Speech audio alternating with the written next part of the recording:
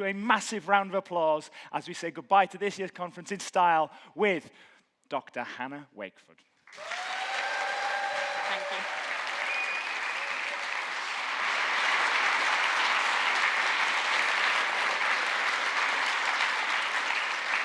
Hi, everybody. Thank you so much for the organizers for inviting me here to speak to you, and thank you to all of the people that I've met this weekend. It's been really interesting to see all of the different ways in which you are engaging with different aspects of society that we've seen. So I'm going to talk about something that has absolutely zero relevance in society for you, which is quite a way to end all of this. But I'm going to be talking about some of the work that I do on exoplanets. So the first thing that we need to address is, what is an exoplanet? Well, an exoplanet is a planet that orbits a star other than our sun. So it is a planet external to our solar system. They used to be called stellar planets or extrasolar planets. And they're not a new thing at all. Exoplanets have been theorized to exist since ancient Greece. In fact, Epicurus and Epicurean philosophy is based around the idea that everything in the universe is infinite, that atoms are infinite, and therefore there must be an infinite number of planets, both like and unlike our own. It wasn't really until the 1600s where people started theorizing, how can we look and measure these exoplanets and their existence? It was Christiana Huygens who actually postulated that we'd be able to measure a planet as if we were measuring the moons around Jupiter, watching quite literally the lights from those planets dancing around the stars. Or, as you can see from this, the shadow that planet is causing, that moon, in this situation, is causing on the planet, and for an exoplanet, the shadow it causes on the star as it passes in front of it. Now, this is really forward thinking. The telescope had just been invented. They'd just been able to get images or visualizations and then drawing out what they saw through the telescope of the moons of Jupiter. But what they didn't know was how to measure just how far away the stars themselves were. Stars are really far away, which makes this measurement incredibly difficult to do. And it actually took 200 years before this kind of measurement could even be made. So the first claim of an exoplanet, someone measuring a star and saying there's a planet around this star, came in the 1800s, 1855, by W.S. Jacob. He was at the Madras Observatory in India, making measurements of the star that we can see here, 70 Ophiuchi. And he saw that the position of that star changed over the course of his measurements. And he said, the changing position of the star tells me that there's something in orbit around it pulling on it. Because there's something in orbit around it, it must be a planet. Well, actually, this is a binary star system. So these are two stars orbiting around each other. And this measurement for the next 200 years was done to discover other systems like this: binary stars, tertiary stars, 3 stars, 4 stars, 5 stars in orbit around each other. And the reason why that measurement was not showing us exoplanets, planets around these stars, is because the mass of a planet relative to the mass of the star is incredibly small. So the measurement gets harder and harder. So it actually took a further 200 years before we discovered exoplanets. And nearly all of the stars that you see in the night sky, whether you're in the middle of Manchester and can see 3 stars, or if you're out in the country and can see a whole beautiful galaxy, nearly all of the stars in the night sky have planets around them. We've actually discovered and confirmed the presence of over 5,000 now, and I realize that says nearly, and that's because I'm useless. Okay. We've discovered over 5,000 planets, and every single dot on this map of the sky, so this is a map of our sky with the Milky Way kind of stretching across the ecliptic there. Every single one of these dots is a star with a measured and confirmed planet in orbit around it.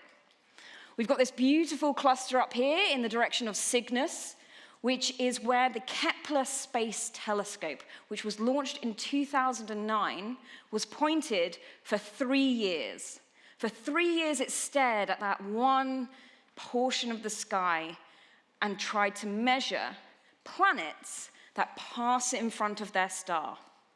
That same measurement that Christian Huygens postulated in 1650 being used to actually discover worlds beyond our own. You can actually see in that zoom in there, that's literally the CCD imprint of the Kepler telescope on the detections. So each of those little squares is a different camera, and the gaps between them are the gaps between the cameras. So you can literally see the imprint of the detector on the discoveries. From that alone, you can see, okay, well, what if I multiply that out across our sky? How many planets there are out there? However, all of these 5,000 or so planets are really, really close to us. We have looked at the tiniest portion of our galaxy. We are right down here on the Orion Spur. And what we're going to see, hopefully, is where those planets are around stars relative to us. So we've got the time ticking up here. We've got the detection methods, and you can start to see these dots appearing. You see the dots up here. So we've got the dots are showing you the position of those stars that are host to extrasolar planets relative to our sun. They're all our local neighbors. Now, the nice yellow kind of shot in this direction, that's the Kepler observations. Because it was staring in a single part of space, it could stare deeper. It could go further. This green spur towards the center, you can see that actually corresponds to something called microlensing. This is looking at the warping of light by the mass of a planet due to its gravitational lensing ability. It bends the light around it. So being able to measure the bending of the light by that planet, we can detect things that are actually towards the center of our galaxy.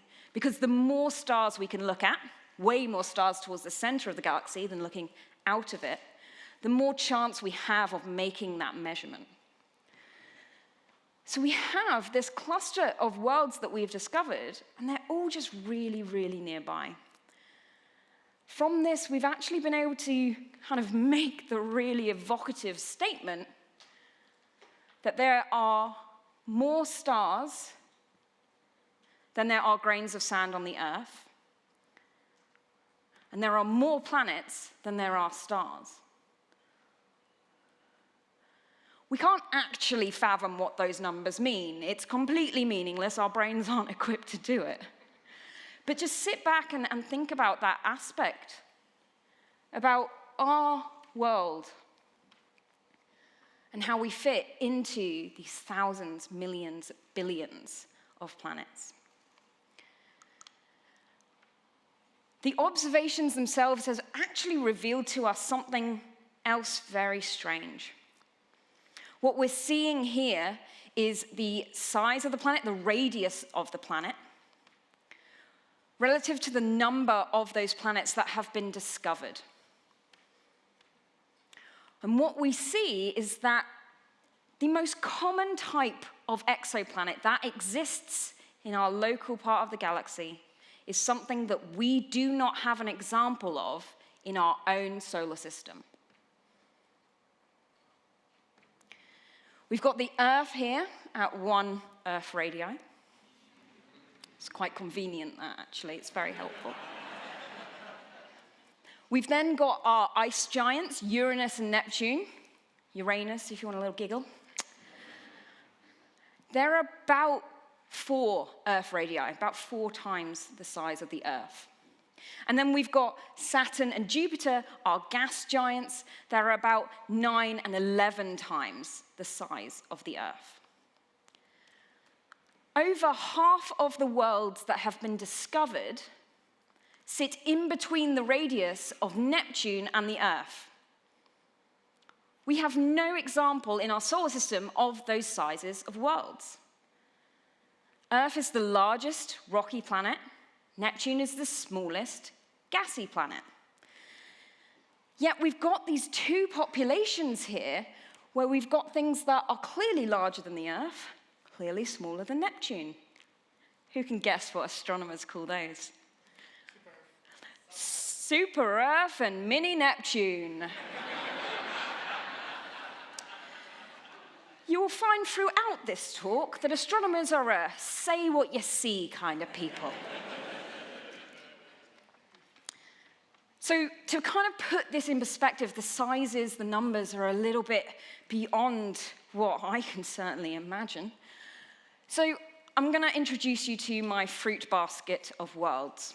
And to start that fruit basket, we're going to start with a pea, because every fruit basket needs a really odd one out. And that is the Earth. The Earth is our pea, so imagine the Earth the size of a pea. On this scale, our ice giants, Uranus, Neptune, are about the size of a plum. Our gas giants, Jupiter, Saturn, a nice orange. In between, we have our blueberries of the super Earths and our grapes of the mini Neptunes. We have our fruit basket of worlds to explore and understand. So next time you go into the supermarket, I want you to immediately start thinking about exoplanets and how relevant they are to your everyday life. So we've got these kind of different sizes of worlds. But it's not just about the size of the world that is important. We can transform this and start looking at the sizes of our planets now in terms of the mass of that world and their distance from their star. So on this, you can see the Earth right down here, again, conveniently at 1. Very, very convenient. Our giants in the solar system up out here. All of these worlds are much, much closer to their stars than we are to the sun. So not only are they different in terms of their sizes, they're also different in terms of their environments, where they are. And almost all of this is observational bias. This is the easiest thing for us to measure with the techniques that we're using. So this isn't a good, necessarily, representation of the kinds of planets that are out there. There are a lot of biases in the measurements that we make. One thing that is not a bias is this big triangle chunk that's been taken out here. This big triangle chunk actually represents something we call the Neptune Desert. It is an absence of Neptune-sized worlds incredibly close to their stars.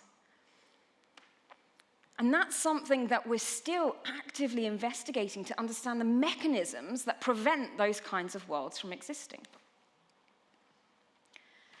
So most of our known exoplanets are incredibly close to their stars. And because they're so close to their stars, a lot of them are what we call tidally locked. This means that their rotation period matches their orbital period. So it looks something like this.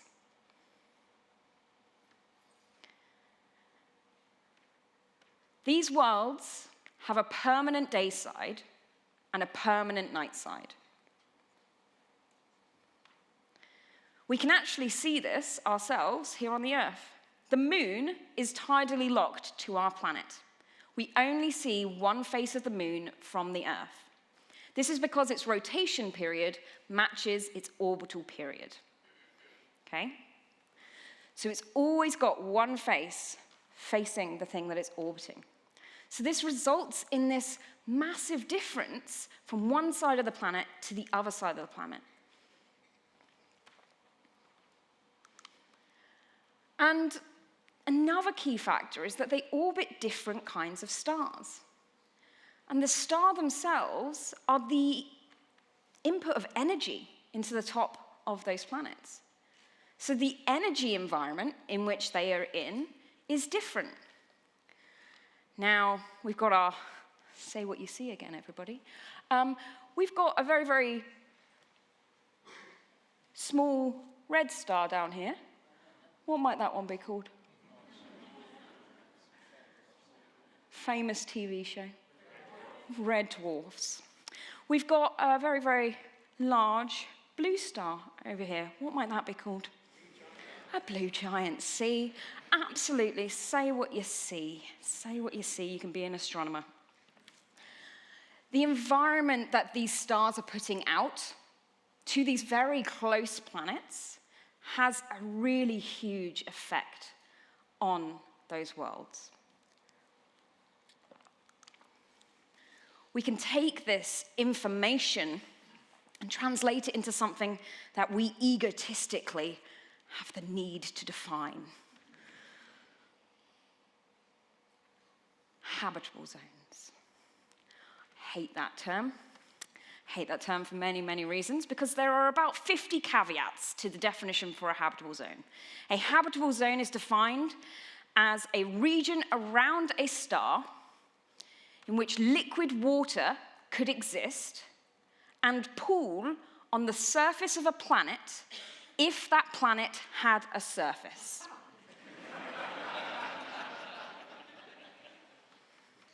And that's the key one at the end there, if the planet has a surface. That's harder to measure than you'd like. But what we're looking at here is the distance from a star at which the temperature is between 0 degrees Celsius and 100 degrees Celsius. 100, 0, hot, cold. As we change the kind of star that that planet is in orbit around. Around our red dwarf stars, you have to be much, much closer to them to be in that temperature range because they're outputting less energy. They're much, much cooler. Around our giant stars, and we're actually only going up to the sun here, we have to be further away because they're outputting more energy. So the distance at which a planet is orbiting from its star and the kind of star have to play on each other. In addition to that kind of simple metric that we can calculate, we have to consider the planet's atmosphere. An atmosphere has a huge impact in the energy which a world kind of has. We saw from Chris Jackson's talk yesterday that if you took away the Earth's atmosphere, it'd be about minus 18 degrees. That's defined by our distance from the sun and the sun's output. But our atmosphere itself helps to heat up our planet for good or for bad.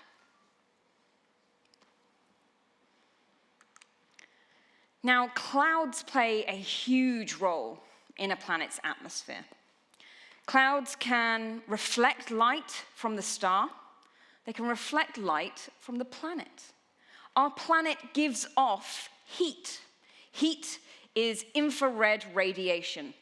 That's on the electromagnetic spectrum of light. You could consider them as photons. They're just not the kind of photons that our eyes respond to. And you can see from these two images of the Earth where we're looking at reflected radiation, so reflected light, and we're looking at emitted heat from our planet, you can see the stripes of the brightest things, the things that are the most reflective, are the darkest here. They are both reflecting the light from the sun, but they're also absorbing and reflecting the light from our planet. So clouds play a really big feedback role in the climate and environment of our Earth. Now, one of the key things is that there's an extra axis we have to care about. A planet is not stationary through time. And again, Chris Jackson pointed this out in terms of relationship to climate change and our environment. Earth's atmosphere has looked incredibly different over the course of time. We've gone from our Archean Earth, which was dominated by carbon dioxide and methane, through to this great oxygenation event, the cyanobacteria eating up that carbon dioxide, giving out oxygen, to today's modern Earth, where we've got this balancing act we're trying to maintain. So time is a factor here when we're looking out at exoplanets and trying to understand what they might be like. And even today, there are parts of our planet we would not consider habitable. This is, in fact, a picture that I've taken myself in Death Valley in the United States. It is one of the hottest places on our planet. The warning signs all over it is like, don't walk after 10 a.m. They don't tell you when you're allowed back. So that's not clear. But there are places on habitable worlds like our own that are not habitable.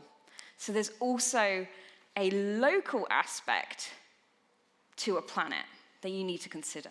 Again, we're building up our caveats here. Now, on the Earth, this is due to the circulation in the planet's atmosphere that really transports the moisture. And in a number of ways, the geography as well. So there's tons of stuff based on our knowledge of our own planet, planets in our solar system, that you need to know and you need to answer to try and understand about the nature of an exoplanet. So we're trying. We're really trying. So how can we measure the atmosphere of an exoplanet? What is that planet made of, and what is their air like? Those are the key questions that we're trying to answer. Now, we can measure the size of a planet, the radius of that planet, using a method called the transiting technique. And this is mostly the kinds of worlds that I look at. What we're going to see here is a planet pass in front of the star and block out some of the star's light. As it passes in front of the star and blocks out that light, we can measure how much dimmer that star looked to us, because that planet is literally blocking just an area of the star. Now you can see the difference here between a big planet passing in front of the star and a little planet passing in front of the star. The dip is much bigger for a large planet and smaller for a small planet. If we keep the star's size the same, it's easier to measure bigger planets. They literally block out more of the light. So that's one of the observational biases that we've already seen. It's easier to measure big planets. But if we reduce the size of the star, so if we go from our nice sun-like star here to a red dwarf star, you've reduced the size of the star, so to get the same dip, the planet can be smaller as well. So the smaller the star, the smaller the planet we can measure.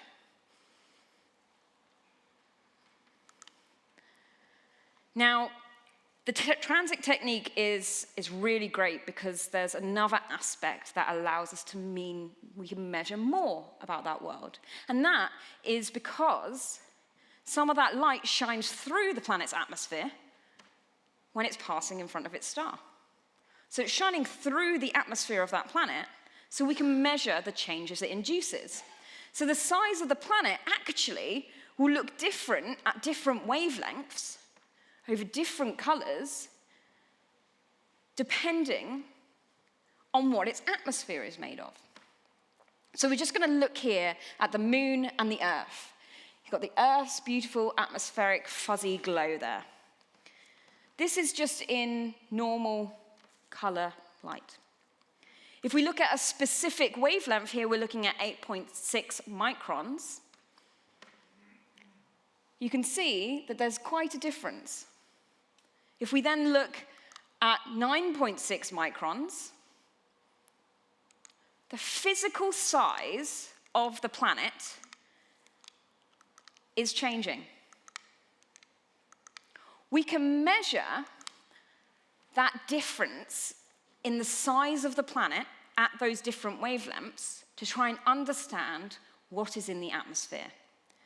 In this case, we're looking at the absorption of light by ozone, O3. You'll notice in this that the moon does not really change at all. The moon doesn't have an atmosphere, so it's not showing these characteristic signatures.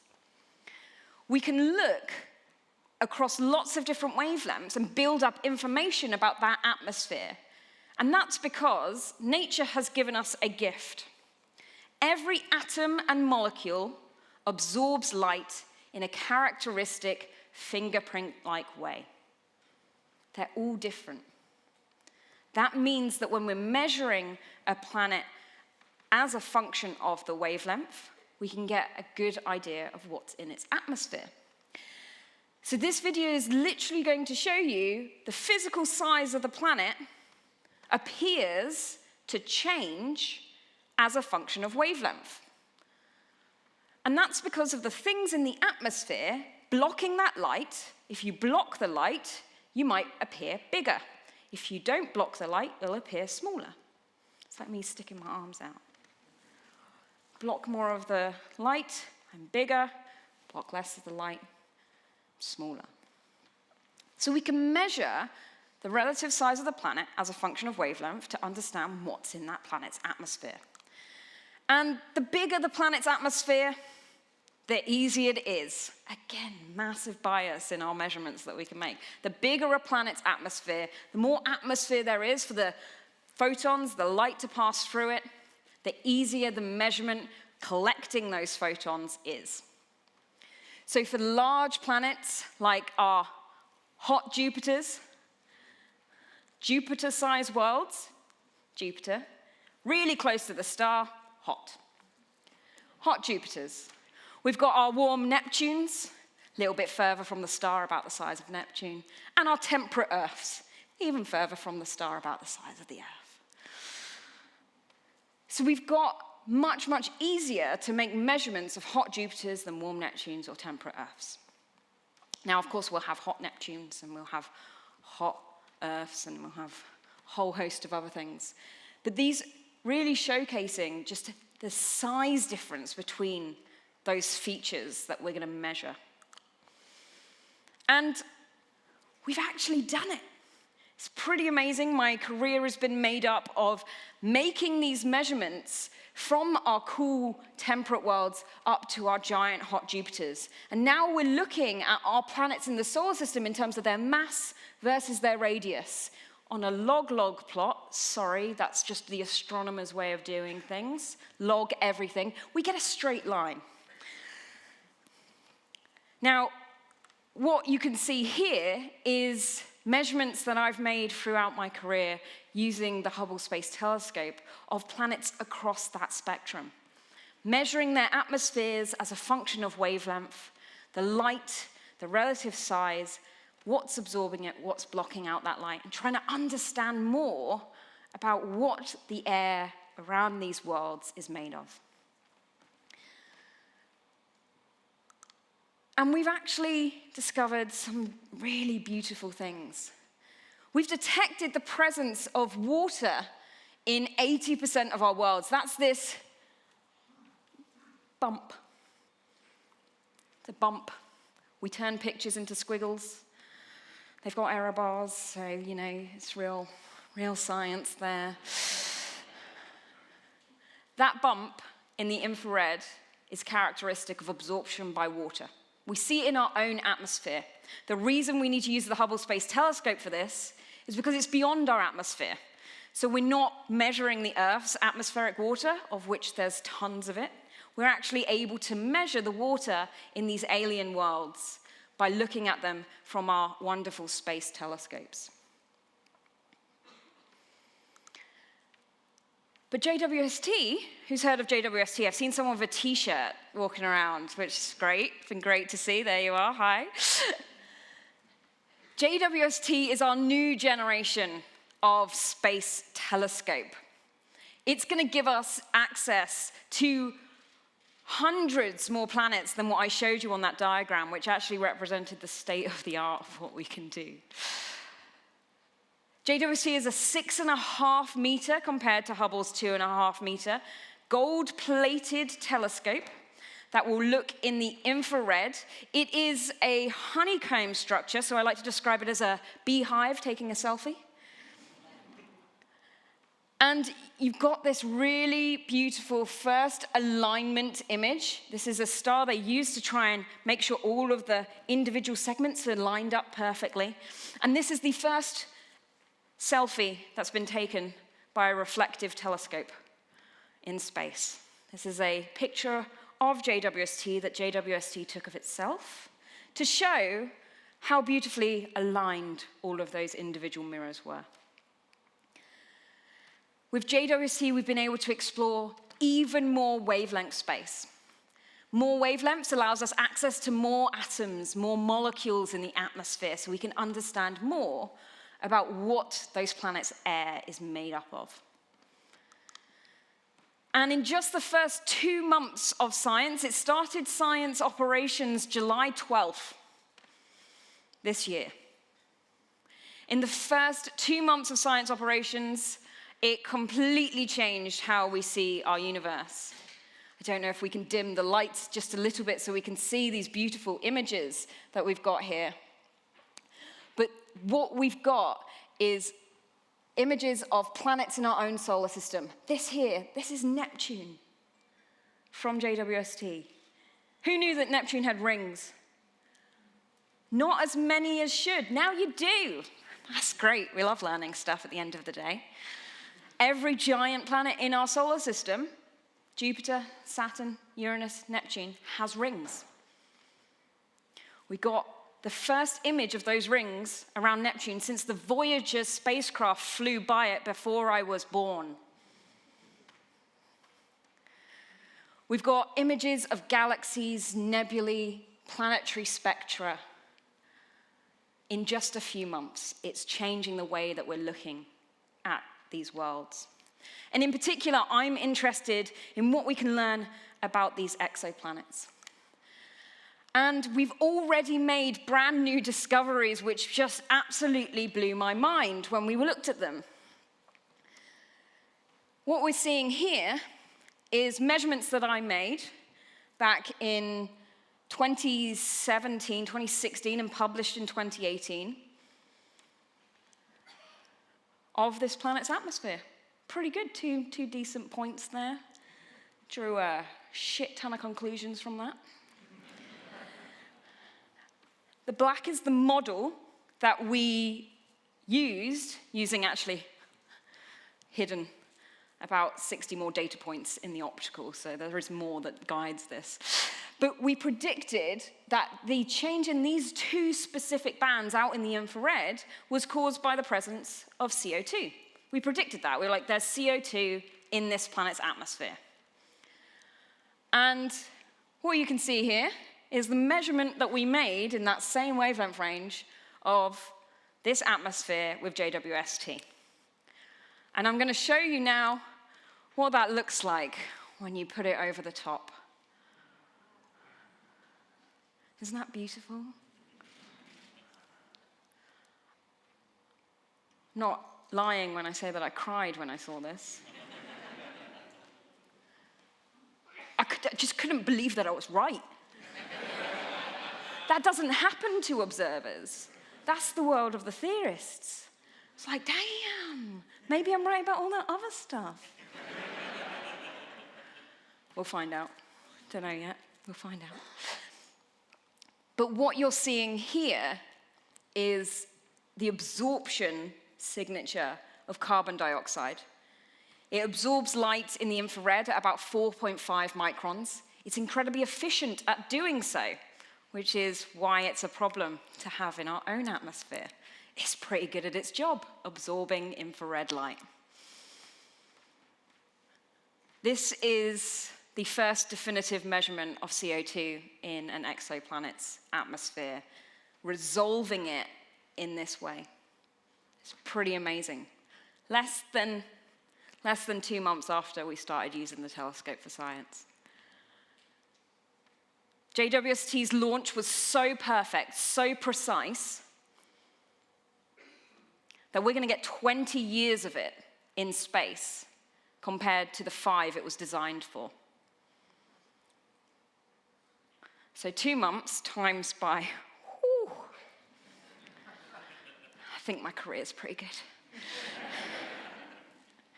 So I'm really excited about what we're going to see. But there's mysteries in there. There's still some strange stuff going on that we're trying to understand in more detail. Another measurement that JWST has done of an exoplanet's atmosphere is this one here. This is WASP-69b, and we're measuring it from the optical through to the infrared. And each of these bumps and wiggles that you see here are water in that atmosphere.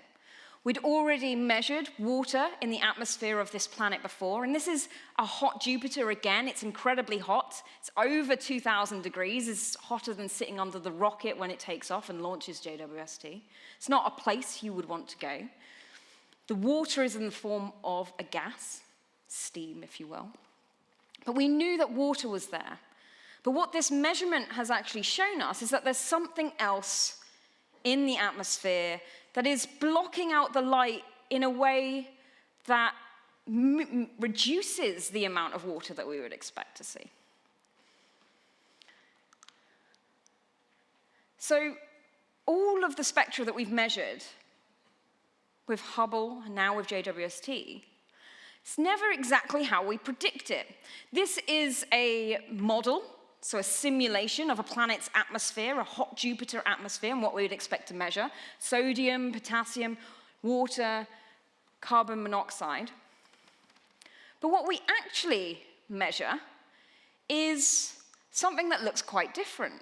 We measure a highly scattering, minimized sodium, potassium spikes, smaller bumps in the water. And we see that in 2 different ways. And these are caused by clouds in that atmosphere. Remember, clouds are a really important aspect of how the energy in a planetary atmosphere is distributed. They reflect light and they absorb light. So what we were seeing, what we were detecting in our measurements, was how the clouds were actually affecting the measurements we were making based on how they impacted these water absorption features. You can see, particularly for this one in the near infrared, you'd expect it to be fairly large. If it had clouds in the atmosphere, it reduces it. But it does so in a characteristic way. We've got one that's really scattering, so really, really high towards the blue end. And we've got one which kind of just cuts everything off from the bottom. Those are due to the sizes of the particles in the clouds themselves. Smaller particles scatter light in the blue, larger particles scatter light in all directions, over all wavelengths. We can see that in our sky. The sky is blue because it's got very tiny nitrogen particles scattering our light.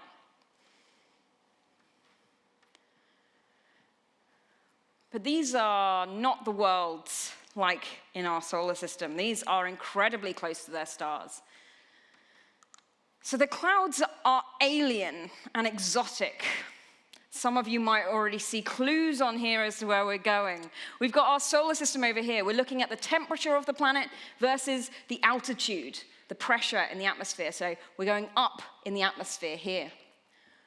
We've got the Earth in this nice green, lifelike one.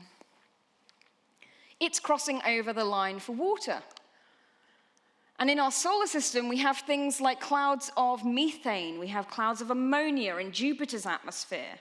We have clouds of carbon dioxide in Mars's atmosphere. And that's because the temperature of that planet's atmosphere crosses the line at which that material turns from a gas into a solid. It condenses. In these planetary atmospheres, these are showing you some temperature pressure profiles for exoplanets. The clouds that are forming in their atmospheres are made of entirely different materials, simply because they're so hot. They're made of sulfur-based material, gloopy yellow material. They're made of rocks. Magnesium silicate is the sand on our beaches. They're made of iron, molten droplets of iron forming clouds in these atmospheres. And they're made of corundum. Corundum's an aluminium oxide. It is the basis of rubies and sapphires. These are the things that are forming the clouds in these planetary atmospheres that we're measuring in our spectra. And clouds and dust exist in lots of different places in the universe. This isn't a new thing. Clouds and dust exist across beautiful star-forming regions. They exist in the atmospheres of some stars. They exist deep in the atmosphere of Jupiter. As we go deeper into the atmosphere of Jupiter, we see the ammonia clouds at the top of the atmosphere, but as you go deeper down, you go hotter. In the atmosphere of Jupiter, there are clouds made of these magnesium silicates, liquid glass. And just like our atoms and our molecules, these materials have their own characteristic fingerprints, their own spectral signatures that we can measure. Now, those measurements actually happen in the infrared and the mid-infrared. These are wavelengths we haven't been able to access with our current telescopes. So we haven't been able to prove that it's these magnesium silicates, these corundums in the atmosphere. We can infer them from our knowledge of how they interact with the light in the optical, where we can measure them. But JWST will be the first time where we'll be able to prove that the atmosphere has clouds which are composed of silicate materials, the rocks, the earth that we are standing on. And that's because if we look at our new model, which includes the information of our clouds, they absorb the light, they block the light in the infrared where only JWST can access it. So I got my first thing proved right, that we got carbon dioxide in these atmospheres. The next thing that I'm going after, and our observations are taking place in a couple of weeks, very exciting, is to measure the presence of these silicates, these liquid glass clouds in the atmospheres of these alien worlds. When we measure our exoplanet atmospheres, because we're looking at the light shining through that atmosphere, the star is backlighting the planet's atmosphere. We're literally measuring its sunrise and its sunset. We can look at how the atmosphere affects that measurement, even here on Earth. So we can see from a number of different situations on the Earth how the sunset will look different based on what is in that atmosphere. So we've got beautiful clear day in the Lake District. They do happen. They do. Beautiful clear day in the Lake District. We get this really nice orange that then fades to our blue sky. If we look at a smoggy LA day, LA's atmosphere is less so nowadays, but filled with pollution. And soot particles have a very specific effect on an atmosphere. It's a similar effect to when a volcano goes off and spews particles into the atmosphere. It makes it very purple. It's because it's scattering that light even more. So we can literally measure on the Earth how what is in an atmosphere changes the light. And that's exactly what we're doing for these exoplanets. We can even go up higher in the atmosphere, go to higher altitudes and see how that changes the measurement. We've got an image here of the sunset from a plane and from space. So we know how we can measure these things and what they're showing us from experience in measurements of our own planet. So it's really exciting that we can do this for alien worlds. But what we all want is to know what that looks like. What's it like on that world? What's it like on our alien planets? Well, let's go on a little journey. We're going to take our TARDIS for this one. We're going to go on our TARDIS to a world where we see a beautiful green-blue sunset. This world is called HD 209458b. Beautiful name, beautiful name. It just really hits you right here, doesn't it? This is a giant hot Jupiter orbiting around a star very much like our own sun. But its sunset, you would see if you were in a spaceship, a TARDIS, where you still protected from the atmosphere and the heat. This is about 1,400 degrees, not very nice. What you would see is this beautiful blue-green sunset.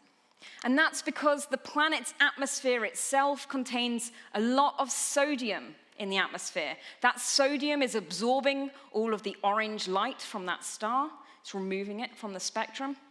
So if you remove that orange light, we end up with this beautiful blue-green. We're going to go to another world here. Another brilliant name. You're going to love this one. HD 189733b. That's a good one. That's a good one. This one is slightly cooler, but it looks a little bit more familiar, doesn't it? Seems like a nice place to go. Bit hot. I'm sure we could deal with that. Make a nice spacesuit, maybe. That'll be fine. That'll be fine. Yeah, you know, there's a caveat coming. This beautiful, beautiful, very Earth-like sunset is caused by scattering in the atmosphere. The blue is literally scattered away. Very similar to the way our atmosphere scatters the blue light. That's why our sky is blue when we're looking up at it and our sunsets are red. In fact, you can compare this to our own sunset, and this is to scale. We're a bit closer to our star this time. We're closer to the star. We can see all of the colors of sunset all at once. So absolutely beautiful. The planet is blue. We've made measurements of this planet. It's a blue planet. Great. Awesome. We found a blue planet. It's got the same kind of sunset that we do.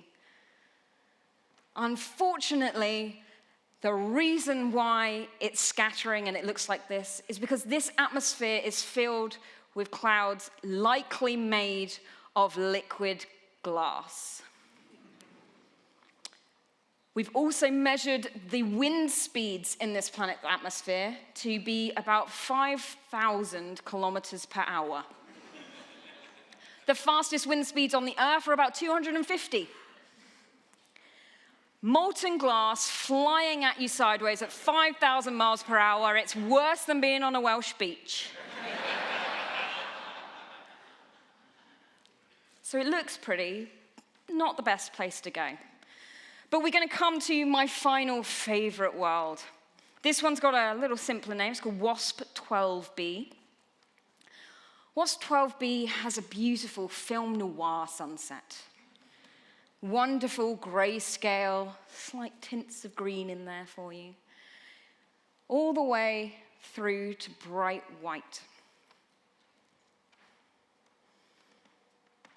The measurements of this planet's atmosphere are incredibly boring.